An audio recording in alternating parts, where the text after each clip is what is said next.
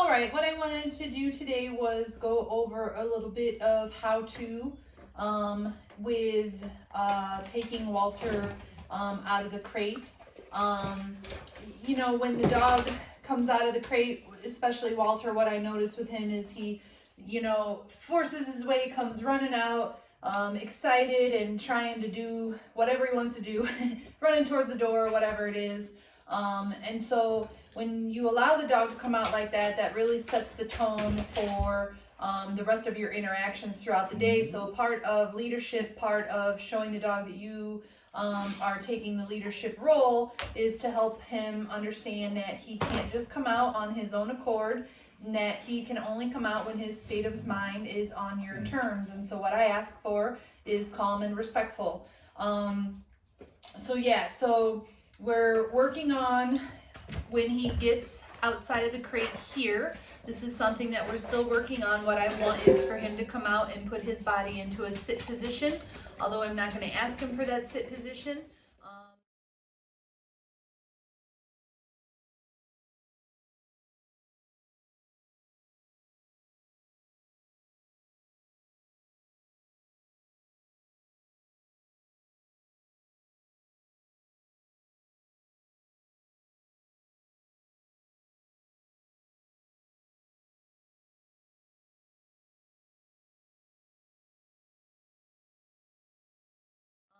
That way I have control here. I'm going to have calm, respectful state of mind here. And when he comes out, he is calm and respectful here. So this way, out of this room, is the door that goes into the dining room through the kitchen to go outside.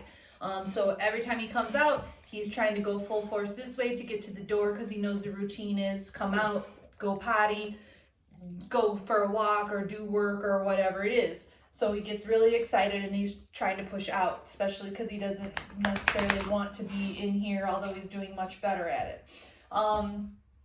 So this is the first time that I've actually talked while I've been working with him.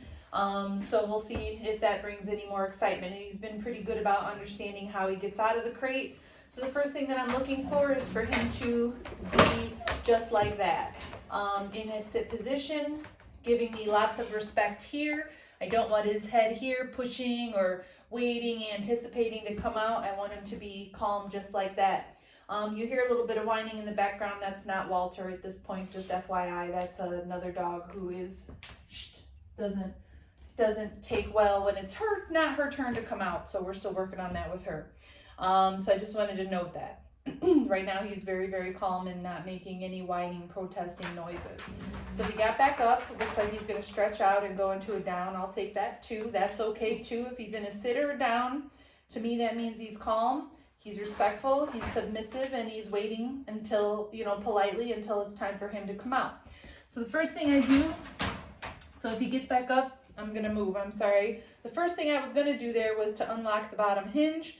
So he got back up, which means that he increased his level of excitement a little bit. So I'm just going to wait until he goes back into that other state of mind there. And this might take a minute, it might take 3 minutes. I have waited as long as almost 10 minutes, I think, when we were first practicing this.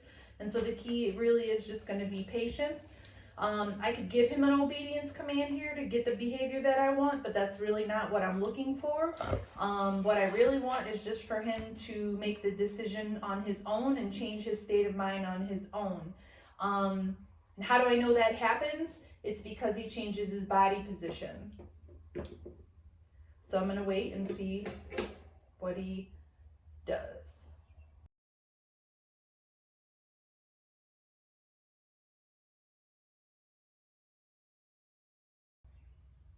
All right, so now that he sat back down, what I'm going to do is go ahead and try again. I'm going to go for the bottom latch. So I already opened it, it's fine, I'm not going to close it back, but I'm definitely going to go back to where I'm waiting for him to get into his calmer position.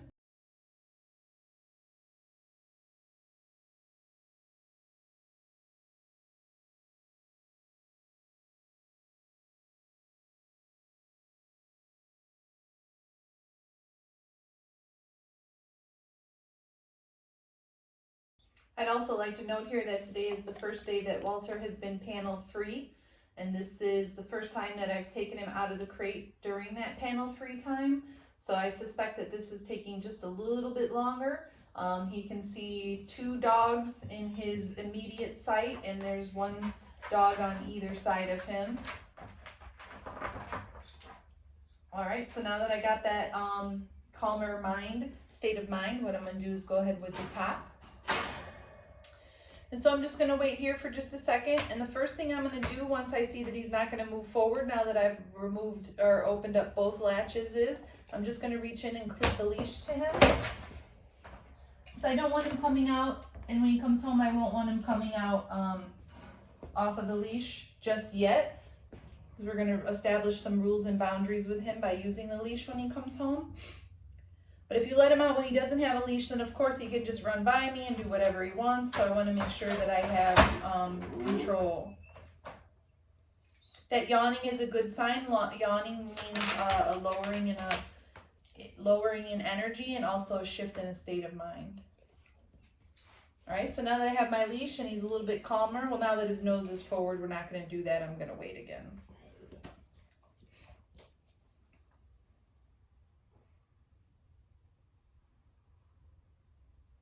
But if you notice that I can, stand here, he's not barging through or pushing the door open, which he could do and has done actually when I was working with him before.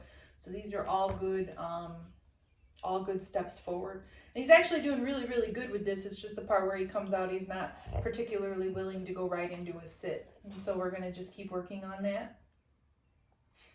All right, so when I'm ready, I'm just gonna make sure that my leash isn't gonna get caught on anything.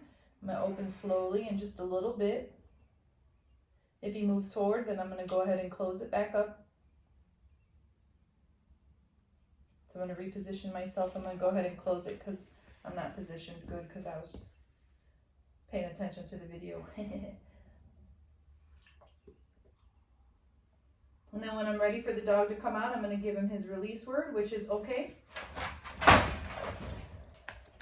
just applying a little bit of pressure up so I can get that SIT.